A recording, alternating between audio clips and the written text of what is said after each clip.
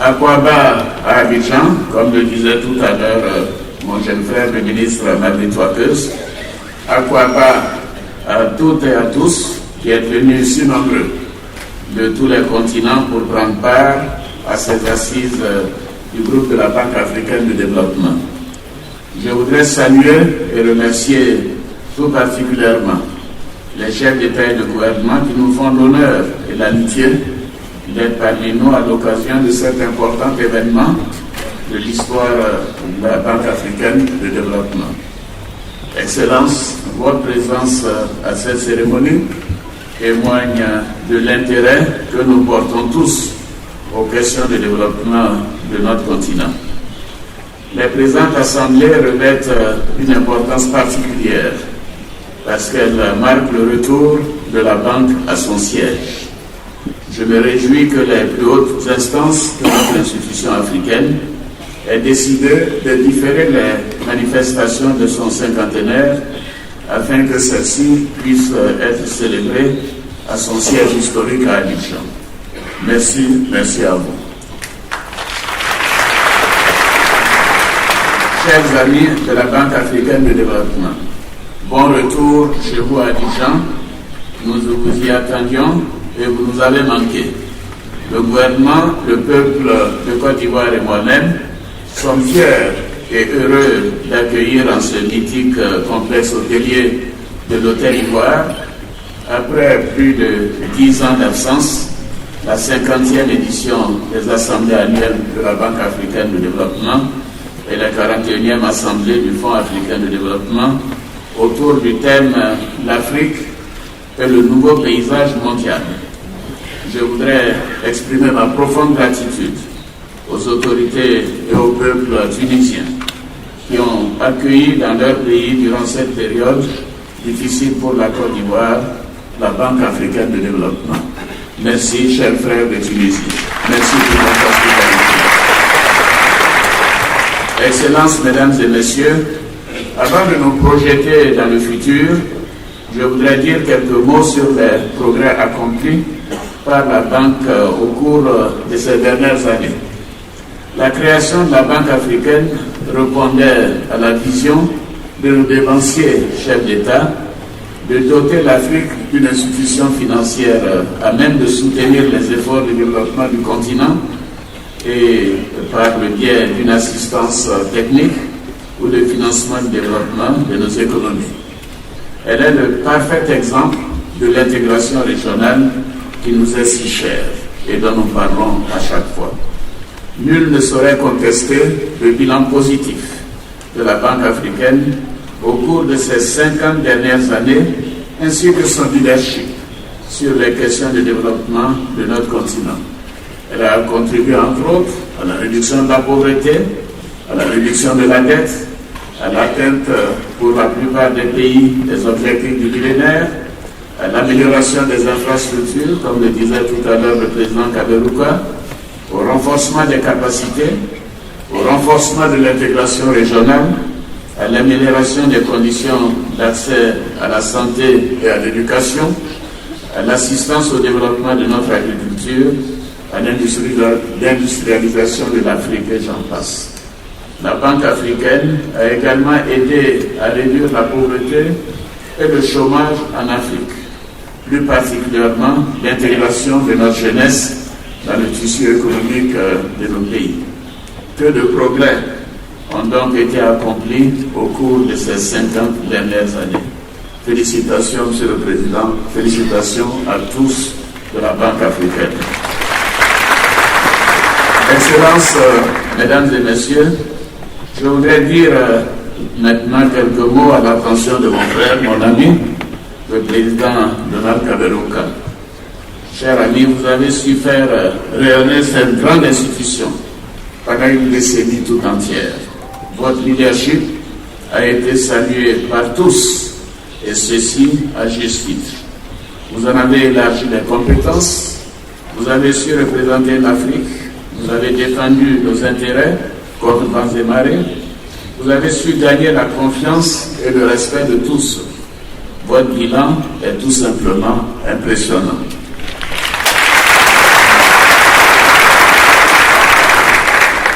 Permettez-moi de le dire publiquement, cher Donald, cher ami, nous vous remercions et nous vous félicitons pour tout ce que vous avez fait pour l'Afrique. Nous ne vous oublierons jamais, jamais, jamais, jamais. Alors c'est pourquoi je propose que nous donnions ici une standing ovation à la BAD, à la Banque africaine de développement, à son conseil d'administration, à sa direction, à tout son staff et à tous ses anciens présidents.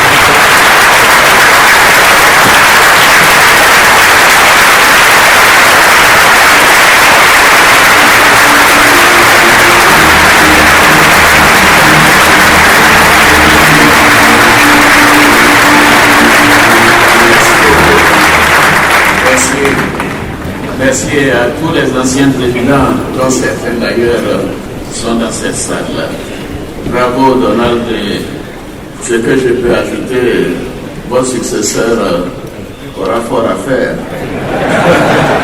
Bonne chance aux différents candidats. Excellences, mesdames et messieurs, la Banque africaine commence sa marche vers son 50e centenaire. La célébration de ses 50 ans et de ces assemblées nous donne donc une opportunité unique de réfléchir et de nous projeter 50 ans en avant. C'est pourquoi je me félicite du choix du thème de ces assemblées générales, l'Afrique et le nouveau paysage mondial, et d'ailleurs le président Kaberuka nous en a fait de part tout simplement de larges extraits et de larges réflexions. Excellences, mesdames et messieurs, l'Afrique regorge de talents et de ressources naturelles. Notre capital humain, notre sol, notre pétrole, nos minéraux sont autant d'atouts dont nous disposons et que nous devons mettre à profit afin d'accélérer notre développement et subvenir aux besoins et aux attentes de nos populations. Bien que bon nombre d'indicateurs soient au vert dans nos pays, nous ne devons pas pour autant baisser les bras. Les défis qui nous attendent sont énormes. Ils requièrent beaucoup plus d'efforts afin de les affronter avec succès. Au plan sécuritaire, nos avancées dans le domaine de la paix et de la sécurité sont menacées par la poussée du terrorisme et de l'extrémisme. Les armes seules ne nous permettront pas de gagner la guerre contre le terrorisme et l'insécurité. Il nous faut combattre et éradiquer la pauvreté. Excellences, mesdames et messieurs, afin de pouvoir se développer, l'Afrique va devoir accroître et diversifier ses sources de financement. Dans ce contexte, il est clair que l'appui de nos partenaires au développement, y compris la Banque africaine, va être déterminant. La réunion prévue à Addis Abeba en juillet 2015 sur le financement du développement de l'Afrique va nous donner l'opportunité de nous pencher sur la question. Je soutiens cette initiative, car il nous appartient de planifier notre développement afin que ce dernier soit coordonné et intégré. Seule une Afrique unie pourra relever les défis du développement. Nos partenaires au développement, dont la Banque africaine fait partie, constituent aujourd'hui les principales sources de financement de nos économies. Bien évidemment, nous les en remercions. Il nous faut cependant de plus en plus nous doter de moyens visant à assurer de façon pérenne le financement de nos économies. Les besoins de notre continent sont tels que les ressources publiques à elles seules ne permettront pas de subvenir aux besoins de nos populations.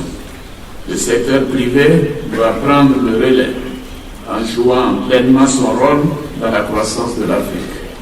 Il nous appartient, à nous les dirigeants, de mettre en place un environnement propice au développement des activités des acteurs privés. Beaucoup de progrès ont été réalisés dans le domaine de la bonne gouvernance et dans l'amélioration du climat des affaires. Le rapport du Doing Business du groupe de la Banque mondiale en atteste. La mise en place de plus en plus importante de partenariats publics-privés pour notamment la réalisation des infrastructures sur notre continent, comme l'indiquait tout à l'heure le président Kaberuka, est la démonstration d'une coopération encore plus accrue entre le secteur public et le secteur privé. Nous devons continuer nos efforts afin de conforter les acquis obtenus dans ce domaine. Mais nous devons aller encore plus loin, au-delà. Il nous faut accroître la capacité de nos marchés des capitaux pour faire face à la demande croissante de financement de nos économies et de nos entreprises. Ceci passe par un secteur boursier dynamique. Je me réjouis d'ailleurs des avancées constatées dans la mise en place de bourses sous-régionales afin que la coopération des bourses africaines entre elles puisse bien sûr s'épanouir. L'union fait la force. Je suis convaincu qu'une meilleure harmonisation des services des bourses régionales ainsi que de leurs acteurs va contribuer à accroître de façon matérielle la capitalisation boursière et la liquidité de nos marchés boursiers. Le rôle et l'expertise sur le terrain de la Banque africaine contribueront sans nul doute à la recherche et la mise en place de solutions innovantes.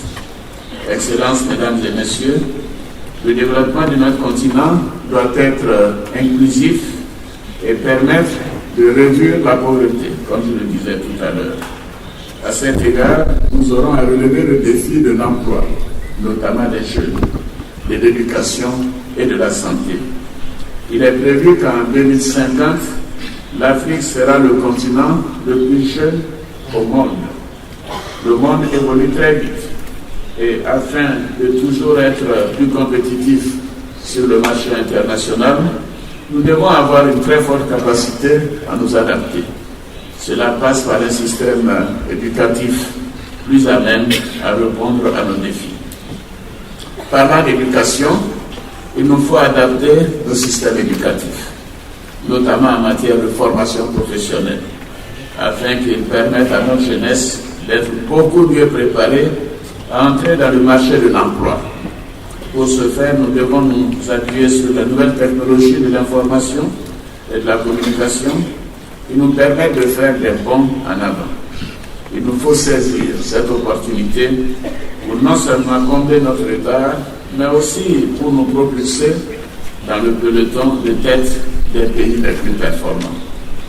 Concernant la santé, la crise du virus Ebola nous a montré combien nous étions vulnérables, malgré toutes nos avancées de ces dernières années. Et à cet égard, je voudrais féliciter notre sœur, Madame la Présidente Ellen Johnson-Sirleaf, pour le travail remarquable qui a été fait au Libéria pour éradiquer le virus Ebola.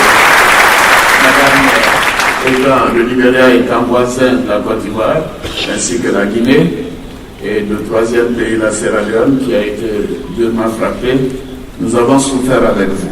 Et nous sommes très heureux de constater cette victoire contre le virus Ebola au Libéria. Aussi là, le paludisme, la mortalité infantile sont autant de fléaux qui ravagent notre continent. Le bien-être de nos populations passe par un meilleur accès aux services de santé qui trop souvent ne bénéficient pas de ressources appropriées. Des partenariats gagnant-gagnant doivent être identifiés avec le secteur privé qui joue un rôle de plus en plus important dans le secteur de la santé. Excellences, Mesdames et Messieurs, afin que nos avancées s'inscrivent dans le long terme, il est important que le développement durable fasse partie intégrante de nos stratégies de développement. La Banque africaine a clairement indiqué son attachement à ces principes. Et la réunion prévue à cet effet à New York en septembre prochain sera une opportunité pour l'Afrique de contribuer au débat et aussi de s'assurer que les décisions prises sont en ligne avec notre vision de l'Afrique de demain. De même, bien qu'étant le continent contribuant le moins au réchauffement climatique, nous en subissons néanmoins terriblement les conséquences. Cela d'ailleurs s'est vu avec les inondations au cours des précédentes années en Côte d'Ivoire et les pertes en vie humaine. Donc ces conséquences constituent un frein à notre développement ainsi qu'au bien-être de nos peuples. Il nous appartient là encore de bien préparer notre contribution à la COP 21, prévue à Paris au mois de décembre de cette année. Je me réjouis donc de voir qu'une réunion préparatoire sous-régionale se tiendra à cet effet chez mon frère le président Ali Bongo Ondimba à Libreville. Ceci permettra à l'Afrique d'arriver, je l'espère, avec une position commune à la réunion de décembre à Paris. Excellences, Mesdames et Messieurs, le monde autour de nous s'organise. Les pays se regroupent entre eux afin de conforter leurs échanges sous-régionaux. L'Afrique ne doit pas être en reste.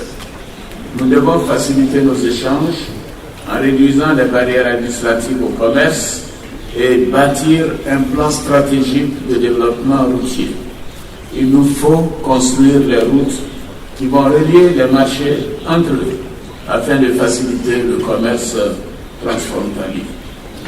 De même, pour l'électrification de l'Afrique, il n'est plus acceptable que l'ensemble de l'Afrique subsaharienne, tenez-vous bien, produise moins d'énergie électrique qu'un seul pays européen. Cela n'est pas acceptable. Notre déficit énergétique est un vrai frein à notre développement. Seules des solutions sous-régionales permettront d'optimiser l'utilisation des ressources dont l'Afrique regorge. En effet, seul 5% du potentiel hydroélectrique de l'Afrique est utilisé aujourd'hui. Notre continent, l'un des plus ensoleillés sur notre planète, ne s'alimente que très peu en énergie solaire et très peu de recherches effectuées en ce moment sur notre continent à cet effet. Nos pays reposent pour la plupart sur l'agriculture. Avec une énergie abondante et compétitive, l'Afrique pourra développer son tissu industriel et transformer ses produits de base. Mesdames et messieurs, comme vous pouvez le voir, nos défis sont grands, mais les opportunités et les retombées positives pour nos populations le sont encore plus. Je souhaite que ces assemblées soient une opportunité pour tous les acteurs ici présents, de réfléchir et de faire des propositions pour l'Afrique et le nouveau paysage mondial. La Banque africaine est un partenaire incontournable en Afrique. C'est notre partenaire au développement le plus à même de comprendre nos problèmes et de travailler avec nous afin de trouver des solutions innovantes avec nos autres partenaires au développement. Le leadership de la Banque africaine en Afrique est un acquis qui devra être conforté, voire même renforcé, par le nouveau président que nous allons élire lors de ces assemblées générales. Comme je le disais, cette personne aura du pain sur la planche parce que remplacer Kaberuka ne sera pas chose facile. Mais néanmoins, bonne chance à tous les candidats, tout en souhaitant plein succès à vos travaux. Je déclare ouvertes les assemblées annuelles 2015, les conseils des gouverneurs du groupe de la Banque africaine de développement. Que Dieu bénisse la Côte d'Ivoire, que Dieu bénisse la Banque africaine de développement. Merci.